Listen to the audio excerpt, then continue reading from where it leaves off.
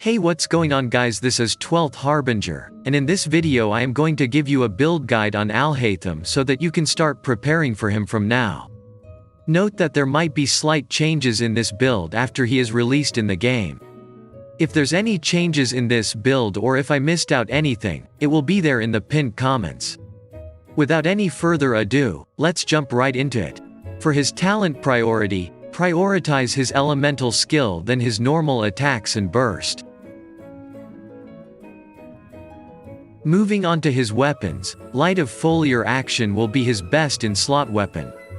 Other than this you can use Primordial Jade Cutter, Mist Splitter Reforged or Heron Geppaku Futsu.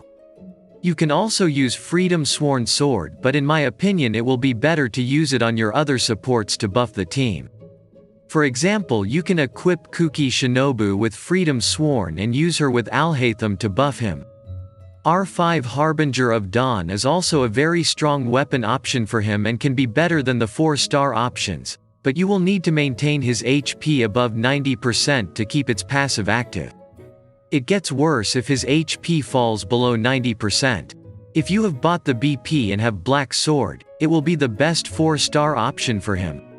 If you don't have it, there are many F2P options for him. Tokubo Shigure and Iron Sting are amazing weapons for him.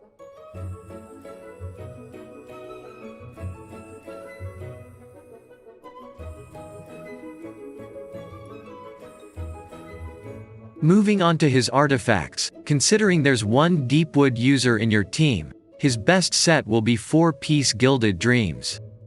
If you don't have it you can mix and use 2 pieces of Gilded Dreams, Emblem of Severed Fate and Wanderer's Troop.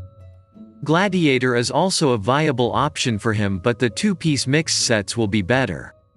If there are no Deepwood users, you should use Deepwood on Alhaitham, however it's better to use it on some other characters like Nahida, Kuki Shinobu, Kokomi, Zhongli, etc. to maximize Alhaitham's damage. Moving on to artifact stats, Elemental Mastery or attack percent on Sans depending on your substats. Attack percent can be better if you use him with EM buffer and vice versa. But go with the one which has better substats. Dendro damage bonus or elemental mastery on Goblet depending on your substats and crit on Circlet. For artifact substats, prioritize crit then EM, attack percent and energy recharge.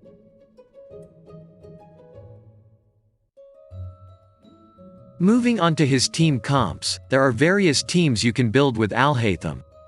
You can use him in Hyperbloom, Spread, Bloom team with Nillo and Burgeon. For Hyperbloom teams you need an off-field Hydro character, Electro character stacked with EM that can proc Hyperbloom, and another Electro character that won't steal the Hyperblooms, or another off-field Hydro damage dealer. For off-field Hydro characters you can use Yelan, Xingqiu or Kokomi. For Electro Hyperbloom character you can use Kuki Shinobu or Raiden. And for the last slot you can use Fischl, Beidou, or another off-field Hydro damage dealer. For Spread team you will need an Electro character like Kuki Shinobu, Raiden or Beidou, and the other 2 slots can be another Dendro and another Electro character, or you can replace the Dendro, Electro character with a flex support like Zhongli.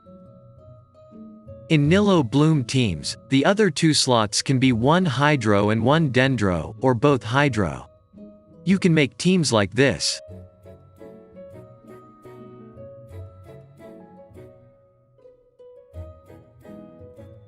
In Burgeon teams, you will need a Hydro character like Yelan, Xingqiu or Kokomi to proc blooms. For the Pyro character you can use Toma and the last slot is Flex. You can also use Bennett and Kazuha in the last 2 slots. You need to infuse Pyro in Kazuha's burst, which will be quite easy with Bennett.